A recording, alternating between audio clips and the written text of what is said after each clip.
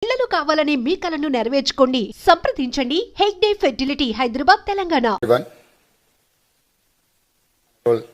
Tamil Nadu CM Stalin గారు, honourable Kerala CM Shri Pinarayi Vijayan గారు, honourable Punjab CM Shri Bhagwant Singh Mann గారు, honourable Karnataka deputy CM Shri D K Shivakumar గారు, leaders of various political parties. Firstly, I express my special appreciation for Tamil Nadu Chief Minister Stalin for bringing all of us together on this platform. We have shared a detailed note on our views on delimitation. We seek unity in South Indian states to fight jointly, as well Punjab. I will briefly summarize my point. Today, we have a big challenge facing the country. BJP is implementing a policy of demographic penalty. Since 1971, when India decided to adopt family planning as a national priority, South India has done very well, but big states in North India have failed. We become spectacular South.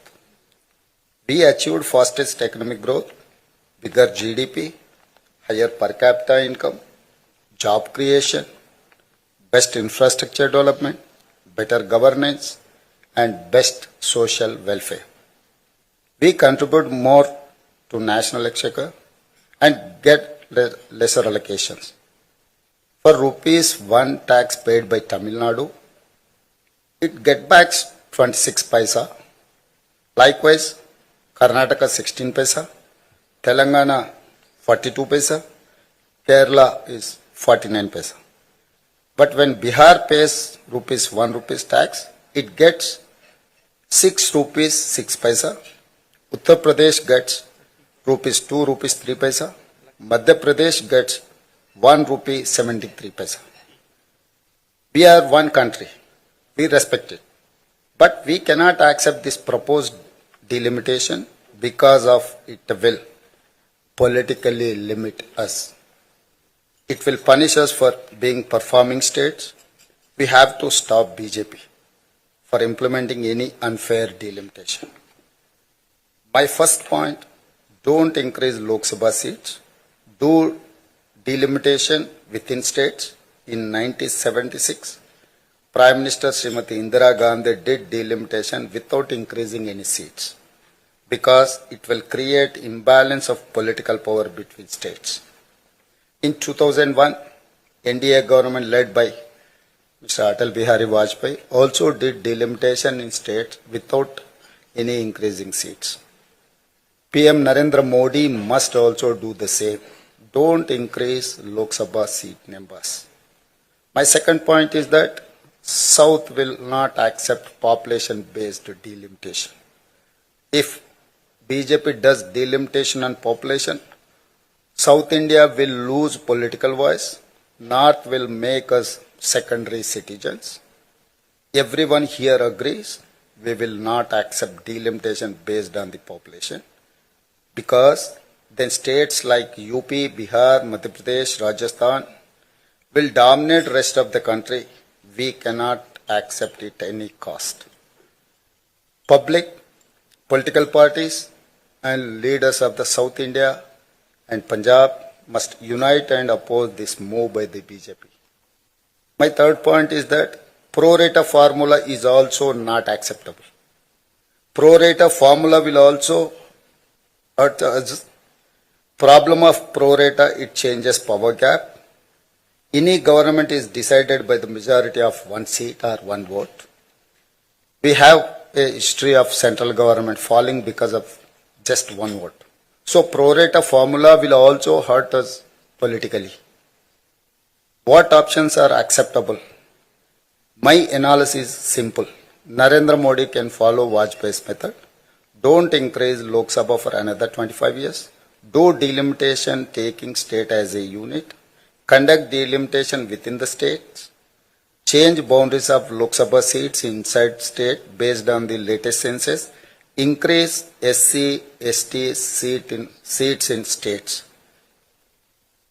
provide 33% women reservation in every state. I was MP of Malkajgiri in Telangana, world's largest parliamentary constituency. Total voters was 32 lakhs. Population is over 45 lakh. So I understand problem of large constituencies, but parliament is for making policies for country, not for solving smaller citizen problems. Most common public problems are solved at state level, at assembly level, at local body level. Here is my final demand and personal solution. It is time for Centre to end delimitation policy against the South and Punjab. It is time for Centre to repay and reward us for our great role and contribution in nation building for the last 50 years. South now demands an exemption to delimitation formula based on the population, just like union territories and smaller states in Northeast, where population MP proportion is not same as national average. Giving South a strong share in Parliament as a reward for good performance will give incentive to other states to focus on economic growth and good governance. If BJP wants to do delimitation at any cost, here is my condition. Today, South has 130 seats out of 543 seats. It means a political proportion of around 24%. Political demand of South is to increase this to 33%. I am reiterating my suggestion. Today, South has 130 seats out of 543 seats. It means a political proportion of around 24%. Political demand of South is to increase this to 33% of Lok Sabha seats after delimitation. This is what my suggestion and demand. Anything less would reduce South to a role of passive audience in political theatre of India. I request entire South, all states, all political parties to leave differences and unitedly fight for this cause. I will soon pass a resolution in my state assembly on this issue. I request all friends to do same in their state assemblies. Let entire India hear strong voice of South India as well Punjab. Chief Minister of Tamil Nadu, Thiru M.K. Stalin sir, for inviting all of us to this very important meeting. Honorable Chief Minister of Kerala, Shri Pinarayi Vijayan sir. Honorable Chief Minister of Telangana, Revanth Reddy garu. Honorable Chief Minister of Punjab, Shri Bhagwan Singh Manji. Honorable former Chief Minister of Odisha, Shri Naveen Patnaik ji. My brother and Deputy Chief Minister of Tamil Nadu, Shri Udayanidhi Stalin ji. Deputy Chief Minister of Karnataka, Shri D.K. Shivkumar ji, and to all the representatives of various political parties from across India, I sincerely thank you for joining this very important meeting. I come from Telangana and I represent the Bharat Rashtra Samiti, which has led a movement for 14 years for the formation of Telangana under the leadership of our leader, Shri K. Chandrasekhar Rao. When Mr. Vijayan spoke about tyranny of majority, sir, we understand what exactly it means to come out of a larger setup and create a small state. We fought against Delhi, and we fought against the forces for about 14 years to achieve our dream. A long fraught battle it was. We of course draw a lot of inspiration from the people of Tamil Nadu on how to preserve our identity and fight for our rights in a federal setup, because the whole Dravidian movement is a beacon of light for all of us across the country in terms of fighting for our rights and fighting for our spirit. We, of course, also are aware that the 5 South Indian states are at the receiving end, as was enunciated by Shri Vijayan ji, Shri Revanth Reddy ji, and also eloquently by D.K. Shivkumar ji, of the union government's policies. Despite demonstrating robust growth across sectors, these states have been victims of apathy and discrimination. Let me remind all of us, we live in the world's largest democracy, India. But democracy should not become a mobocracy. We cannot let numbers dictate terms. We cannot let numbers dictate policies. While any true federal government would incentivize high-performing states, we have a dispensation today in India that rewards laggards and penalizes achievers. South Indian states, we all know, have been pioneers in administration, in education, in economic production, yet we are penalized with reduced political power. This is not just an imbalance, but it is a political and fiscal centralization that is looming large. History will not forgive us if we do not speak up, because this is the time I think we have to unite. We have to fight against this fundamental inequity. We also need to remember those who have contributed significantly cannot be penalized, cannot be discriminated against. Despite contributing to 36% of India's GDP from the 5 southern states, we are receiving smaller share of central resources, which is also raising a huge concern on fiscal centralization. Delimitation will also create a situation where fiscal resources will also be centralized, much to the chagrin, much to the detriment of South Indian states. If we allow this to continue, I fear that as South Indian leaders, we will be doing a great disservice to our future generations. So history will not forgive us, let me repeat, if we do not speak up now. Discrimination against the South is not a new phenomenon. However, it has reached an alarming proportions in the last 1 decade. From forcible imposition of Hindi to projects like bullet trains only being confined to the northern part of India, union government's initiatives are clearly clearly discriminating against the southern states. To make matters worse, the BJP-led union government is now attempting to implement delimitation on basis of population, adding insult to injury. I'd like to begin by quoting a renowned jurist who once famously said, "A true federation does not allow any region to dominate another, nor does it permit the dilution of democratic representation based on transient factors." So if Lok Sabha seats are increased on population basis, it could prove detrimental not just to South India but also to our friends from Punjab. If not approached cautiously, if not approached with utmost caution, this could impact India's federal balance and heighten regional disparities. We all are Indians first, and then I think we have sub-regional identities, and we cannot have that be challenged. India is not a collection of administrative units. It is a pluralistic, ethno-linguistic union of states. We are unlike any homogeneous composition like China or Russia. We certainly are not against money being given to lagging states or backward regions. But the fact is, we are not against money of central government going to some states, but we are against hegemony. We are against this superior feeling that, one region is above another. As we are all aware, as was mentioned by all the leaders here, the freeze on seat allocation happened in 1971 after the census. Then the South India effectively started controlling population. Of course, we all know the story. Now today, we are about 24%, as was pointed out by Telangana CM.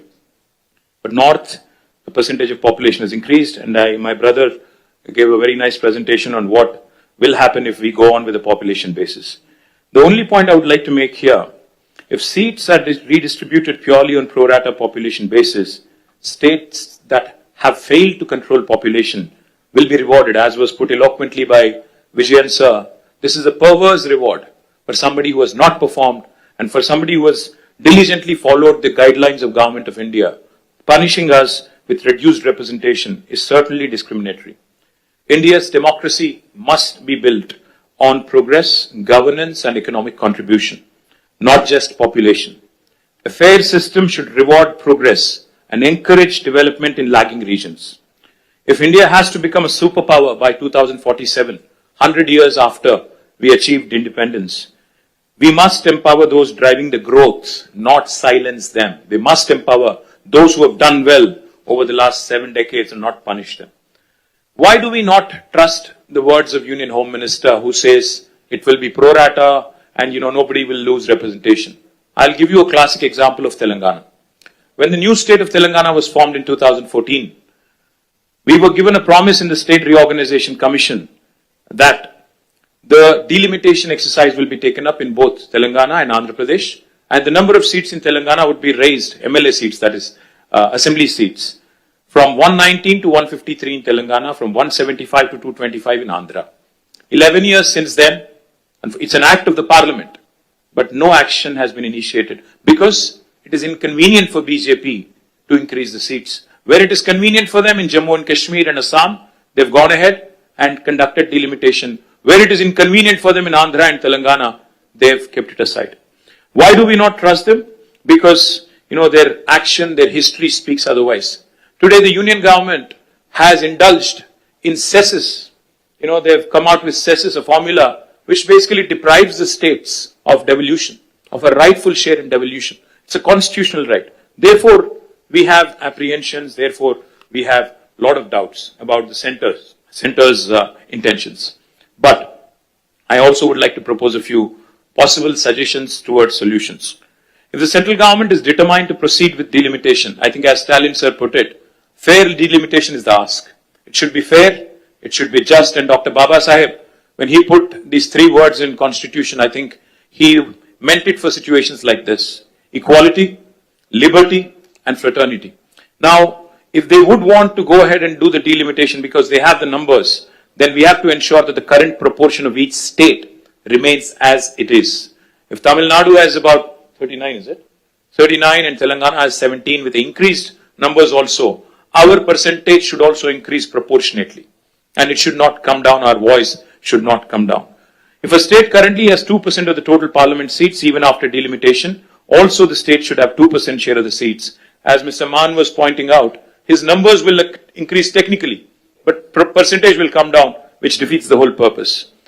The second suggestion could be, as some people are proposing, a permanent, freeze could be also brought in. We can say that 1971, the census could be the basis and there could be no further increase in the number of seats. Another alternative approach could be, again, this could be a radical solution. As one of my friends asked, what is the basis for Telangana CM's recommendation of 33%? I would say, if South India is contributing 36% to GDP, why don't you give us 36% of the voice in parliament? What is wrong? Why are you not rewarding those states that have performed exceptionally well in nation building? If nation building can happen by way of contribution from states, then why not reward those states that have done very well? Sir, I would only say fiscal contribution, I think, also has to be taken. It cannot just be population. No one can ignore, because since even D.K. Shivkumar Anna mentioned fiscal contribution, let me point out, Telangana is only 2.8% of India's population, but we contribute to 5.2% of India's GDP. We're literally punching double our weight. We cannot be penalized, we cannot be snubbed, we cannot be undermined in terms of our voice in parliament, which is a travesty of justice. One thing I would also like to add, and this is a possibly practical solution. Sir, a true representative democracy is one where people's voices are heard. Why is delimitation being proposed? Because population has increased and people's voices have to be heard. If people's voices have to be heard, increase the number of MLA seats in each state.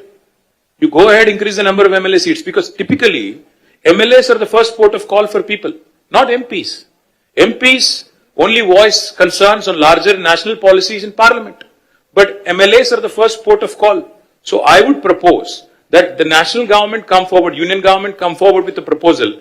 In lieu of increased population across the country, let us increase number of assembly seats in each state so that people are having more access to their MLAs, more decentralized setup. Also, I would like to say this is a fair formula because I think, most states would be happy to see more representation. Finally, I would like to remind the union government from this forum, sir, that India is a union of states. Constitution clearly says we are a union of states. We are, like Pinarayi Vijayan sir said, federalism is not a gift. It is our right. So let us remind union government that our founding fathers stitched this great country together with immense grit, determination and tenacity. They understood that India is one of the most diverse nations on this planet and therefore thoughtfully incorporated essential concessions and guarantees into our constitution to build a strong foundation of mutual trust. Sadly, that very foundation is now being shaken by the current regime in New Delhi. Political representation for states in the Lok Sabha is a crucial and a very deeply emotive issue. The union government cannot be callous. They must not take any hasty steps without broad and inclusive consultations involving the people, political parties, state governments, independent activists, people's organizations, and civil society groups as well. India has just completed 75 years of its existence. Our national leadership should strive to heal the old wounds rather than create new ones. Union government should act like a big brother, not big boss. As a renowned scholar and statesman once said, the federal structure of India must ensure that no state, however small or large, it could be Manipur or it could be Uttar Pradesh, feels neglected in governance.